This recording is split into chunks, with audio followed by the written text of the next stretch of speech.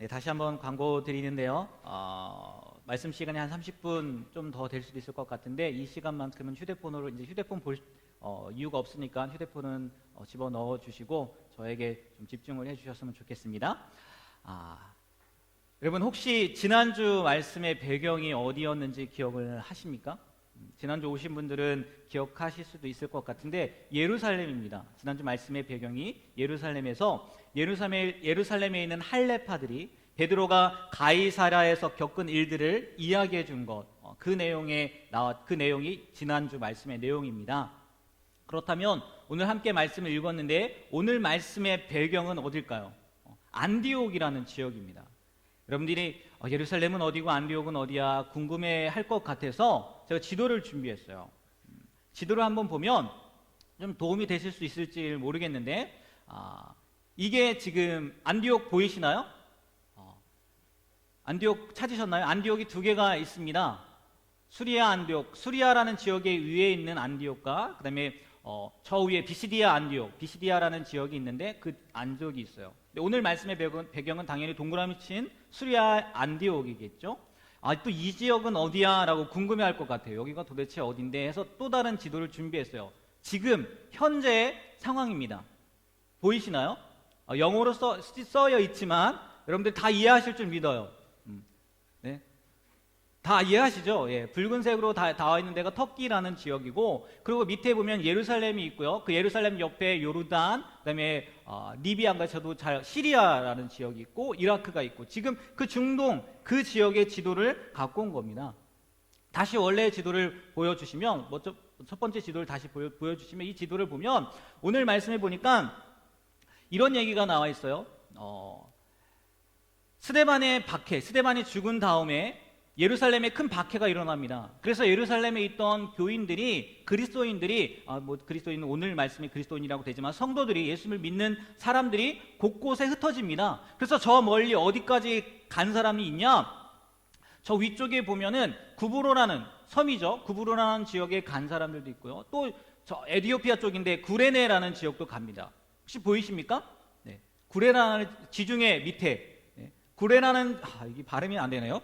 네, 그리고 베니게라는 지역이 있는데 예루살렘 위에 시돈이라고 동그라미를 쳐놓은 부분이 있습니다. 거기가 페니키아, 지금 페니키아라고 많이 들어보셨을 거예요. 근데 베니게로 이렇게 우리 개역개정에 이렇게 번역을 한 거죠. 그 지역으로 흩어지고 이렇게 뿔뿔이 흩어졌다가 그 사람들이 어디에 가서 예수님을 전하게 되냐? 안디옥이라는 수리아 안디옥이라는 곳에 가서 예수님을 전하게 된 거예요. 그런데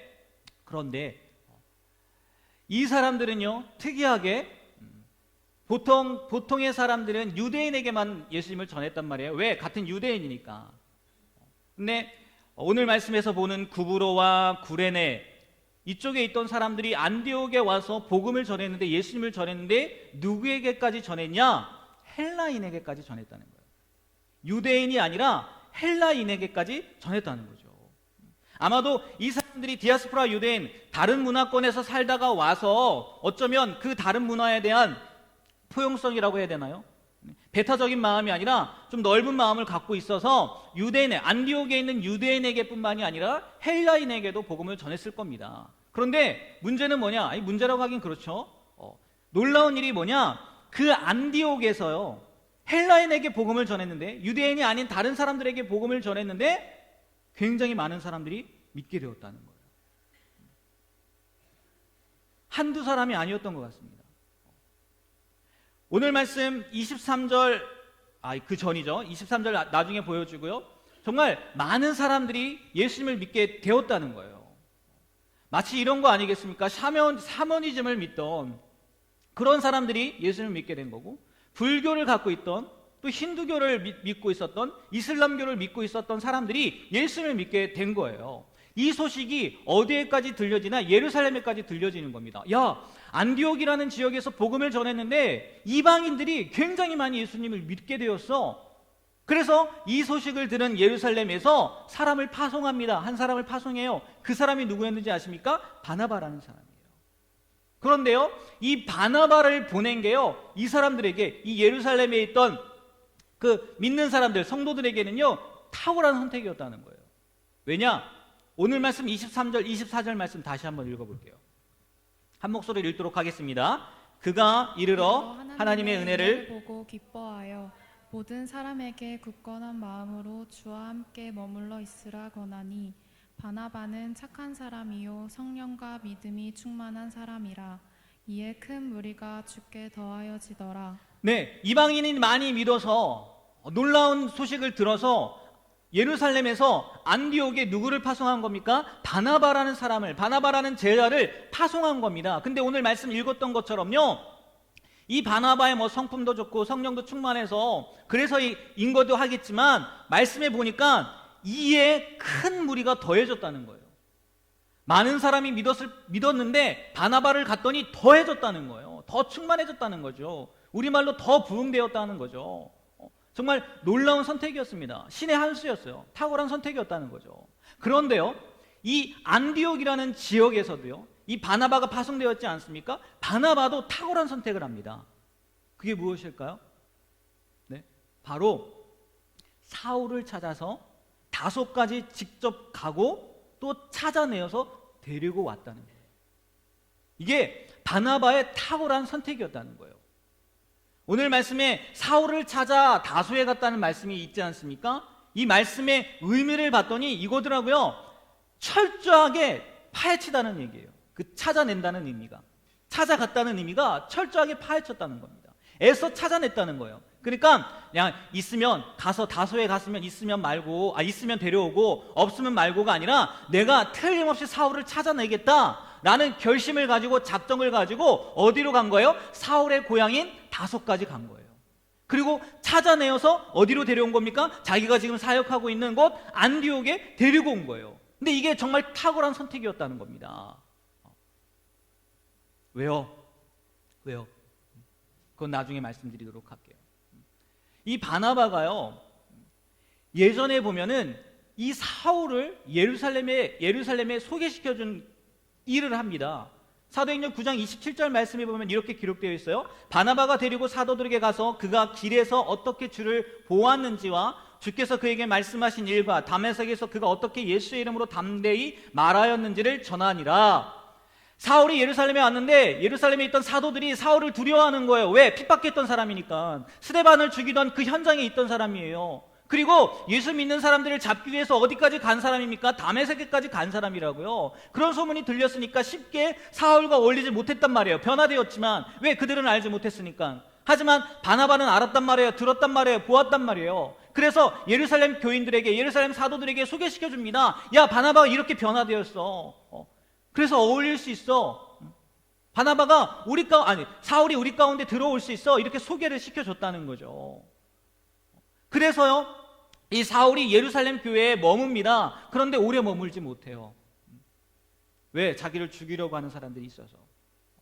그래서 가이사랴로 갔다가 자기의 고향인 다소에 머뭅니다. 그게 사도행전 9장 28절에서 30절 말씀에 기록되어 있어요. 보면 이렇게 기록되어 있습니다. 사울이 제자들과 함께 있어 예루살렘에 출입하며 또 주 예수의 이름으로 담대히 말하고 헬라파 유대인들과 함께 말하며 변론하니 그 사람들이 뭐하러 갑니까? 죽이려고 했었다는 거예요.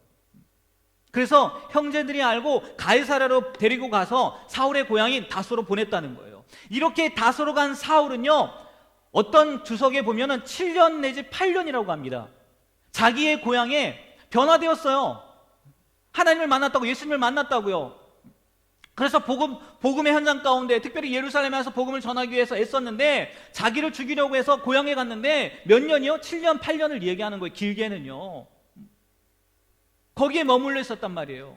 그런데 바나바가 예루살렘에서 파송을 받고 어디로 갑니까? 안디옥에 갑니다.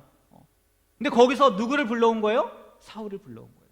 과거에 자기가 만났던, 그리고 예루살렘 교회에 소개시켜 주었던 사울을 불러왔다는 거죠. 그런데 이게 무슨 선택이라고요? 탁월한 선택이었다는 거예요. 예루살렘 교회가 안디옥으로 바나바를 불렀던 게 탁월한 선택이었던 것처럼 바나바가 다소까지 찾아가서 사울을 데리고 온 게요, 이 안디옥 교회에 정말 탁월한 선택이었다는 거예요. 왜? 오늘 본문 26절에 이렇게 기록되어 있습니다. 한 목소리 한번 읽어볼게요.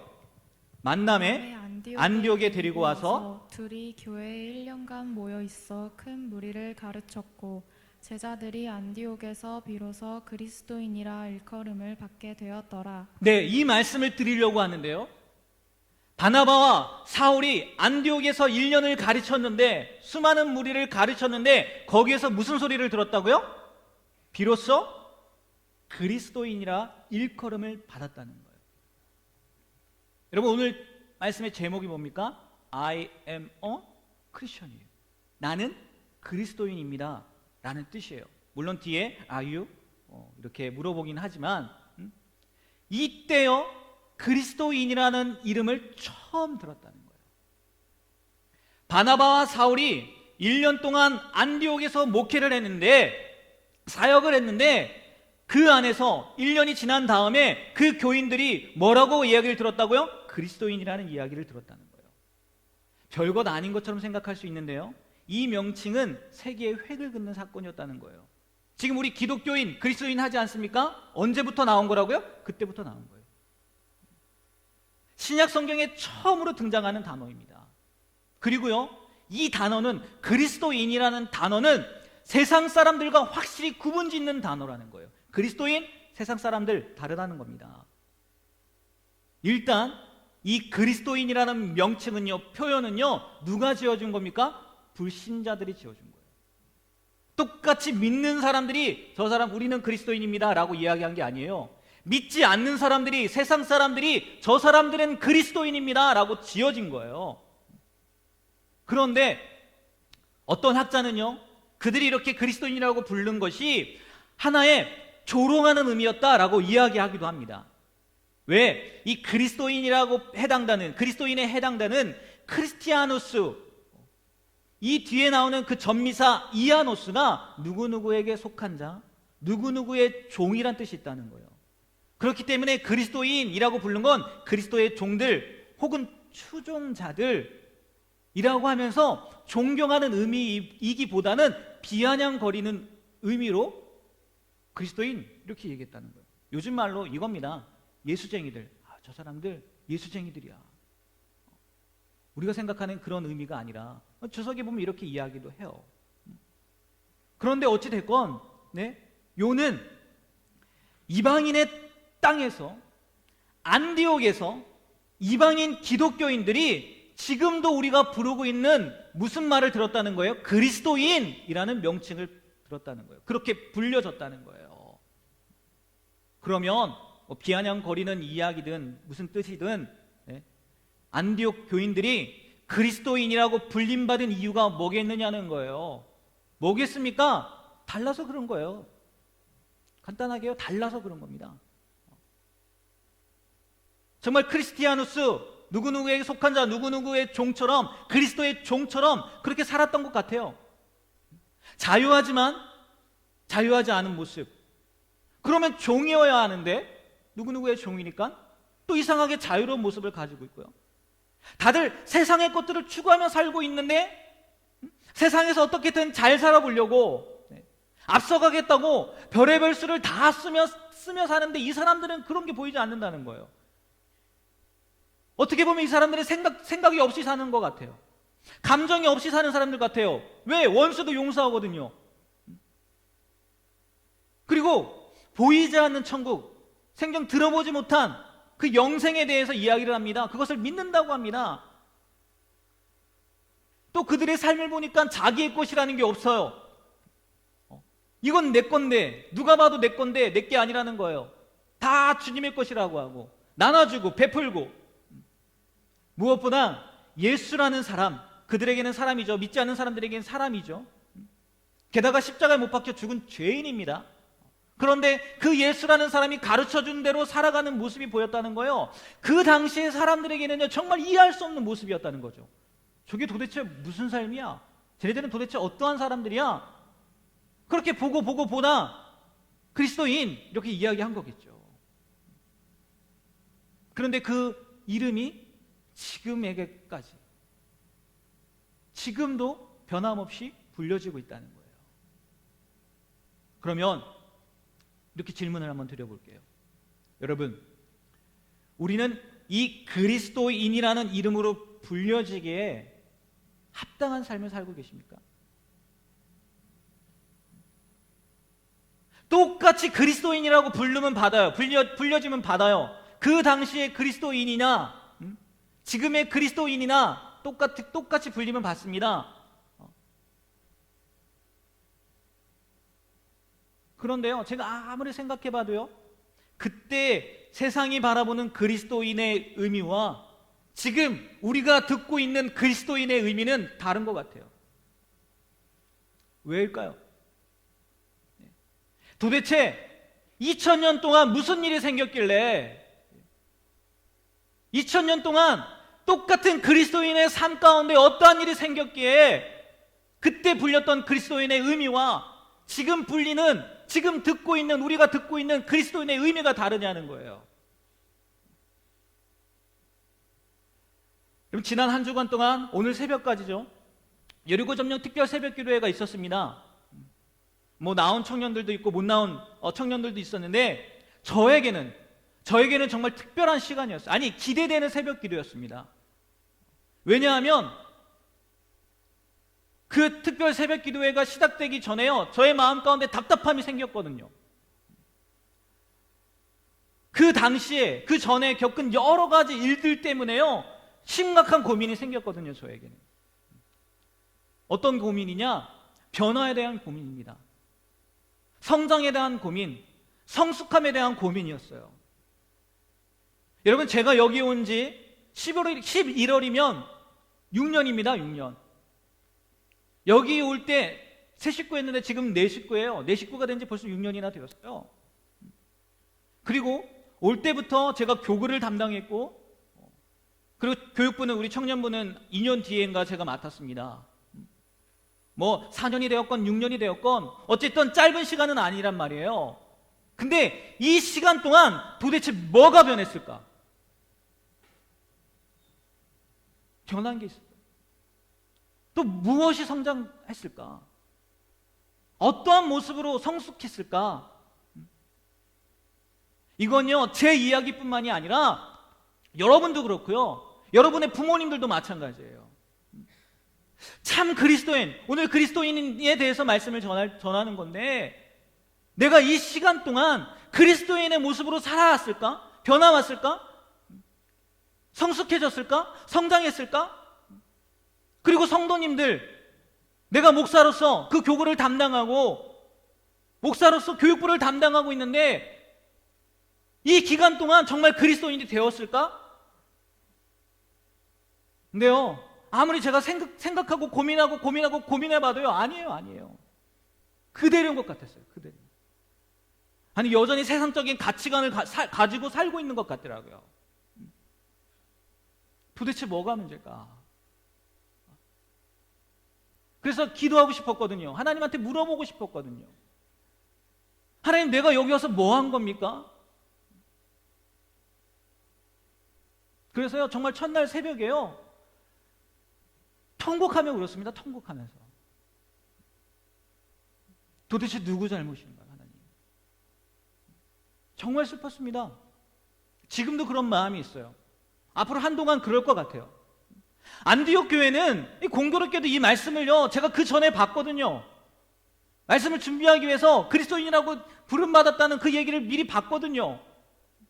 그러면서 이렇게 제가 기도했던 것 같아요. 하나님, 안디옥 교회는 사울과 바나바가 파송되어서 1년 뒤에 그리스도인이라는 명칭을 들었는데, 그리스도인이라고 부름받았는데, 다른 삶을 살아서 그렇게 인정을 받았는데, 하나님, 도대체 바뀐 게 뭐가 있나요? 저를 비롯해서 우리 성도님들, 우리 젊은이들 바뀐 게 뭐가 있나요? 정말 물었던 것 같아요. 통곡하며 울면서 물어봤던 것 같아요. 사람이 그렇지 않습니까? 어떤 일이 생기면 자기 탓을 하기보다 핑계대거나 다른 사람 탓을 하잖아요. 제가 그랬던 것 같아요. 제 탓보다는 이게 또 회개할 일인데, 여러분을 탓하고 여러분의 부모님을 탓했던 것 같아요. 왜 안 변하는 거지? 왜 그리스도인이 안 되는 거지? 그러면서요, 정말 그 시간에 생각이 들더라고요. 여러 가지 생각을 하면서 제 나름대로요, 먼저 제 생각이라는 것을 밝힙니다. 제 나름대로 몇 가지 생각이 들더라고요. 왜 변하지 않는 걸까? 왜 그리스도인이 되지 못하는 걸까? 네? 세 가지만 말씀을 드리려고 합니다. 첫 번째는요, 우리가 진정한 그리스도인이 되지 못하는 이유, 변화되고 성장하고 성숙하지 못하는 이유, 제 생각에는요, 첫 번째 이겁니다. 뭐가 죄인 줄 몰라요. 여러분, 죄가 뭔 줄 아십니까? 지난 뿌리반 첫 모임 때 잠깐 말씀드렸어요. 쉽게 하나님이 기뻐하지 않는 생각이나 말이나 행동, 또는 마땅히 해야 될 일을 하지 않는 것들을 죄라고 합니다. 막연하죠? 그래서 구체적으로 이렇게 이야기합니다. 거짓말, 속임수, 도둑질 이런 거. 근데 이것도 구체적이지 않아요. 그래서 제가 여러분들에게요, 좀 더 구체적으로 알려드릴게요. 하나하나 말씀드릴게요. 로마서 1장 29절에서 31절 말씀해 보니까요, 쉬운 성경입니다. 죄가 이런 거다라고 이야기합니다. 그들은 온갖 불의, 옳지 않은 것들을 행하는 거, 악행, 탐욕이 뭔지 아세요? 소유욕이라고 합니다. 소유욕. 악독, 누군가에게 고통을 주는 게 악독이래요. 그리고 시기, 질투죠. 살인, 다툼, 속임, 적의, 나쁜 짓을 생각하는 거래요. 적의가. 그리고 남에 대해 말하기를 좋아하는 거, 개혁개정에는 수근수근 되는 거라고 나오죠. 남들을 비방하고 하나님을 미워하고 거만하고 건방지고 뽐내기를 잘한다는 거예요. 그리고 악한 일을 계획하고 부모님께 순종하지 않는 거, 양심도 없고요, 약속을 지키지 않는 것도 죄라는 거예요. 친절하지 않은 것도 죄라는 거예요. 동정심이 없다는 것도 죄라는 거예요. 이걸로 끝나지 않더라고요. 갈라디아서 5장 19절 21절 말씀해 보니까요, 육체가 하는 일은 분명합니다. 곧 음행, 더러움, 음란, 우상 섬기기, 마술, 미움, 다툼, 질투, 화내기, 이기심, 편 가르기도 죄라는 겁니다. 분열하는 거, 시기하는 거, 술 취하는 거, 흥청거리는 잔치와 같은 것들, 이게 뭐라고요? 죄라는 거예요. 그리고 뭐라고 표현되어 있는지 아십니까? 마지막에 이런 일을 하는 사람은 하나님의 나라에 들어가지 못합니다라고 이야기하고 있어요. 자, 보십시오. 여러분, 이러한 내용 가운데 하나라도 들어가지 않는 분 계세요? 분명히 죄임에도 불구하고 우리는 너무나 쉽게요, 그 죄를 범하고 있어요. 그러니 변화될 수 있겠습니까? 그러니 성장할 수 있겠어요? 그러니 성숙할 수 있겠어요? 그러니 그리스도인이라고 부르림 받을 수 있겠어요? 못합니다. 이렇게 죄를 짓는데 어떻게 변화될 수 있겠어요? 어떻게 성장할 수 있겠어요? 어떻게 성숙할 수 있겠어요? 못합니다.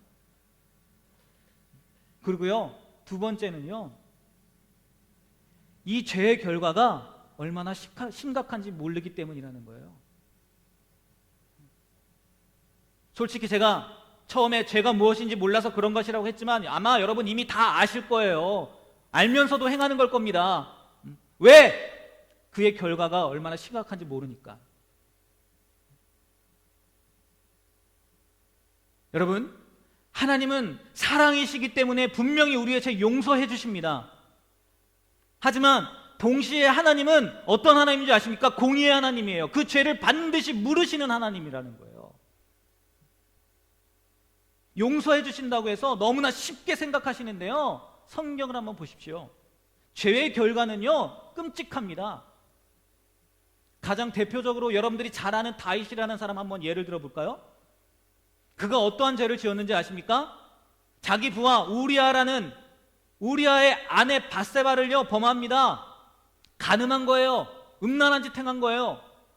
그런데요, 그 아내가 임신을 합니다. 그래서 그것을 감추기 위해서 어떤 짓을 저지르는지 아십니까? 부하 우리아를요, 심각한 전장에 내보내서요 죽입니다. 싸움하다 죽게 해요. 겉으로 보여지는 것은 싸움하다 죽는 거지만 엄밀히 따지면 뭐 하는 겁니까? 살인 교사죠. 일부러 보낸 거니까요. 자기가 가진 권위를 가지고 일부러 죽는 현장에 보낸 거니까요. 그래서요, 이 일 때문에 나단이라는 선지자를 통해서요 이런 이야기를 듣습니다. 너 이런 죄 졌다고. 그때요 이 다윗이요 분명히 이렇게 이야기합니다. 그리고 또 이런 이야기도 들어요. 자기가 이런 이야기를 하는 것뿐만이 아니라 이런 이야기를 듣는데 어떤 이야기냐? 사무엘하 12장 13절 말씀입니다. 한번 다 같이 한번 읽어볼까요? 읽겠습니다. 시작. 다윗이 나단에게 이르되 내가 여호와께 죄를 범하였노라 하매 나단이 다윗에게 말하되 여호와께서도 당신의 죄를 사하셨나니 당신이 죽지 아니하려니와. 네, 다윗이 뭐 합니까? 회개하는 거예요. 제가 이럴 죄를 지었습니다. 용서해 주세요.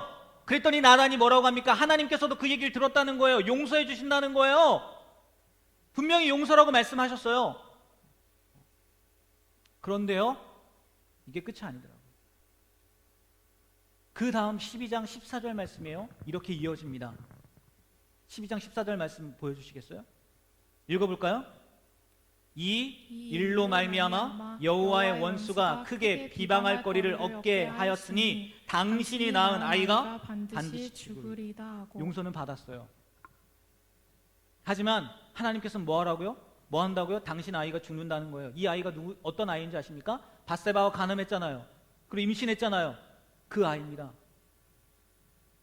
그 아이가요 죄의 결과로요 다윗의 죄의 결과로 죽는다고요. 앓은 지 이 아이가 태어나서 앓은 지 7일 만에 죽어요. 나중에 한번 말씀을 보십시오. 다윗이 식음을 전폐합니다. 아이가 앓기 시작한부터 밥도 먹지 않고요 하나님 앞에 기도해요. 무슨 기도했겠습니까? 살려달라고 기도합니다. 근데 살려줘요? 아니에요. 죽었어요. 죄의 결과라는 거예요. 용서는 받았을지 모르겠지만 그 죄에 대한 결과를 책임은 물었다는 거죠. 또 이것뿐만이 아니에요.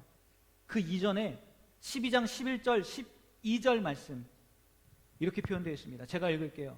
여호와께서 또 이와 같이 이르시기를 보라 내가 너와 내 집에 재앙을 일으키고 내가 내 눈앞에서 내 아내를 빼앗아 내 이웃들에게 주리니 그 사람들이 내 아내들과 더불어 백주에 동침하리라. 너는 은밀히 행하였으나 나는 온 이스라엘 앞에서 백주에 이 일을 행하리라 하셨나이다 하니. 나단이 전해준 거예요. 용서받았는지는 모르겠지만 또 하나 다윗에게 무슨 일이 일어나는지 아십니까? 자기 아들 압살롬이 반역을 합니다. 쿠데타를 일으켜요. 그래서 다윗이 도망을 갑니다. 그런데 미처 후궁 10명을요 못 데리고 가요. 예루살렘 성전에 남겨놓고 간다고요. 근데 어떠한 일이 일어나는지 아십니까? 그 아들 압살롬이요 그 후궁 10명과 백주에 여기에 말씀한 것처럼 대낮에 성전 옥상에서요 그 여자들과 자기 어머니죠 동침합니다.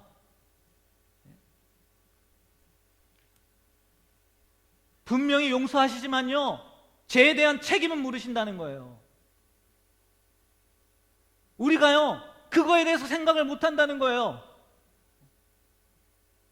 다시 지난주 뿌리반 얘기를 하는데요 지난주 뿌리반의 구약시대의 제사법에 대해서 말씀을 드렸어요. 구약시대의 제사법이 뭔지 아십니까? 어린 양, 염소, 흠없는 어린 양 염소를 자기가 데리고 와요. 그리고요 그 양 위에 머리에 안수를 합니다. 무슨 안수예요? 내 죄가 이 양에게 이 염소에게 넘겨진다는 거 전가라고 하는데 그렇게 안수합니다. 그리고 어떠한 일을 하는지 아십니까? 내가 기도한 그 양을요 제사장이 잡는 게 아니에요. 누가 잡는지 아세요? 제가 잡아요. 제가 그 양을 죽인다고요. 그리고 각을 뜬다고요. 여러분 그 장면 한번 생각해 보십시오. 무슨 생각을 하겠습니까? 이 사람이 내 죄 때문에 1년 동안 흠없는 어린 양, 흠없는 염소, 그렇게 키웠던 염소를 뭐 하는 거예요? 죽이는 거예요. 그게 쉬웠겠습니까? 그걸 보고 뭘 생각하라고 하겠어요? 하나님 왜 이렇게 잔인하세요? 아니요. 무엇을 생각하라고 하는 겁니까? 죄의 결과가 이렇게 끔찍하다는 걸 알려주는 거라고요. 비단 그 양만 생각할 필요가 없어요. 예수님 한번 생각해 보십시오. 하나님은요 우리의 죄 때문에 자기 하나밖에 없는 아들을 죽이셨다니까요. 이게 죄의 결과라는 거예요. 용서는 하시지만 죄에 대한 책임은 물으신다는 거예요.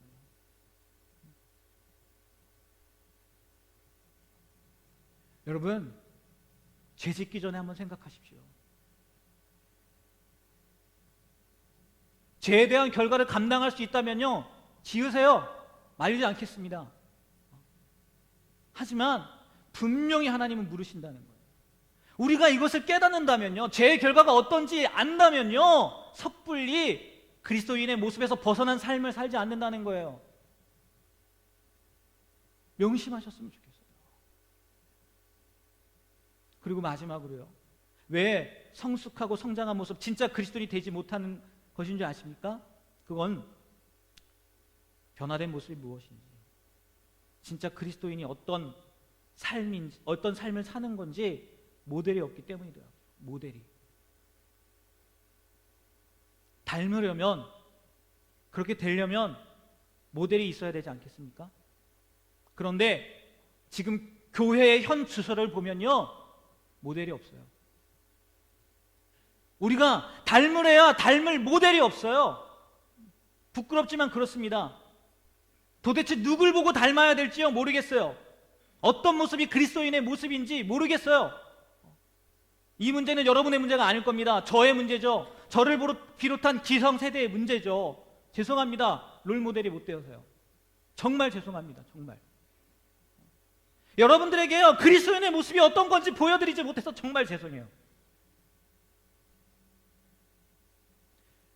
오늘 말씀에 나온 사울은요, 고린도전서에 보니까요, 이렇게 고백하더라고요.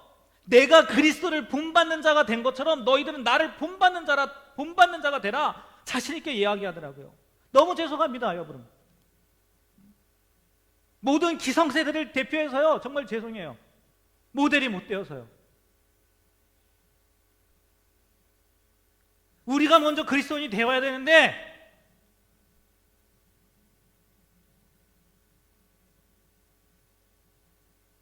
그럼 어떻게 해야 되냐는 거예요. 네?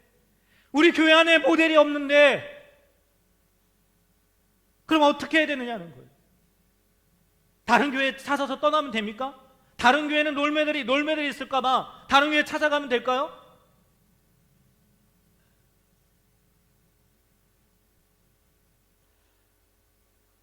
방법이 있더라고요.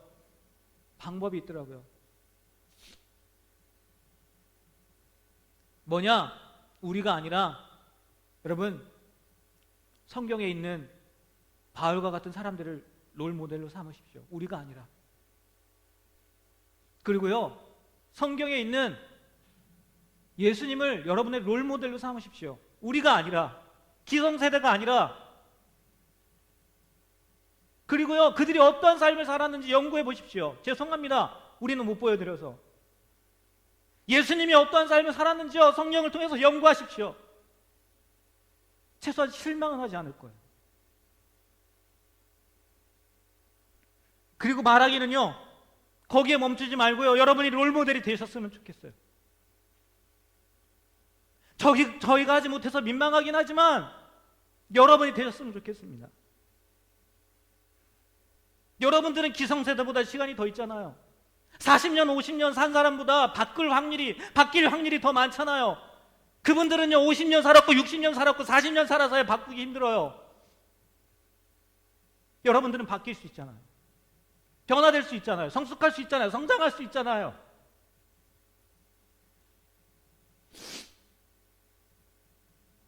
그래서요, 정말 그들을 롤모델로 삼고 예수님을 롤모델로 삼아서요, 참된 그리스도인이 되셨으면 좋겠어요.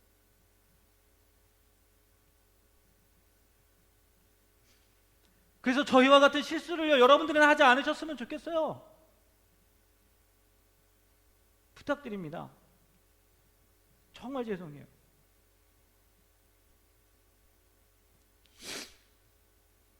제가요, 말씀을 준비하다가 오늘 그리스도인 있지 않습니까? 그 당시에 사람들이 비아냥거렸다, 뭐 이렇게 주석에 나와 있다고 이야기했잖아요. 근데요, 또 다른 의미도 있더라고요. 무슨 의미냐? 이 당시에요, 로마의 시저의 군인들, 그 황제의 군인들이죠. 그 사람들을 뭐라고 불렀냐? 시저인이라고 불렀다는 거예요. 그리고 폼페이의 군인들을 뭐라고 불렀냐? 폼페이인이라고 불렀다는 거예요. 그러면요, 한번 잘 생각해 보십시오. 그리스도인 무슨 의미겠습니까? 그리스도의 뭐예요? 군사라는 거예요. 군사. 군인이라는 겁니다.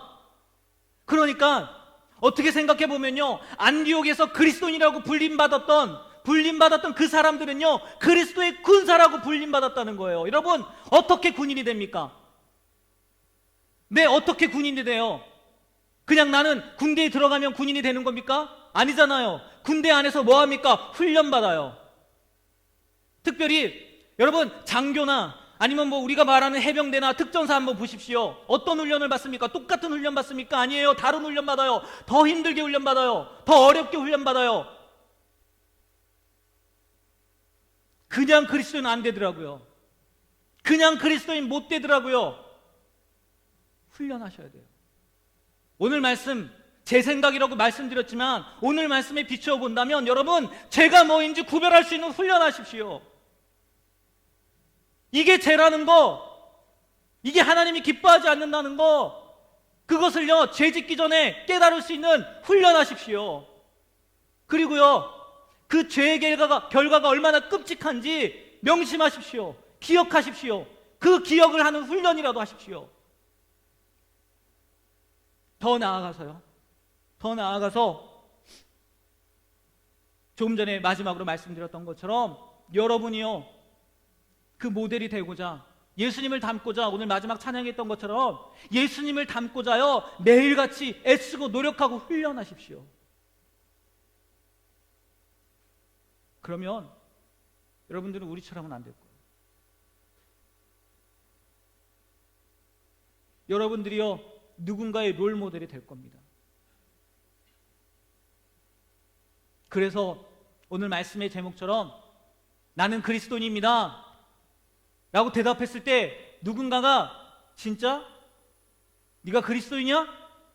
라고 묻는다 할지라도요, 그래, 내가 그리스도인이다, 내가 그리스도인입니다 라고요, 당당하게 자신 있게 이야기할 수 있는 바울처럼, 내가 그리스도를 본받는 것처럼 너희는 나를 본받는 자가 되라 라고 자신 있게 보여주고 이야기할 수 있는 여러분이 되셨으면 좋겠어요. 꼭 되셨으면 좋겠습니다. 꼭이요, 꼭. 기도하겠습니다.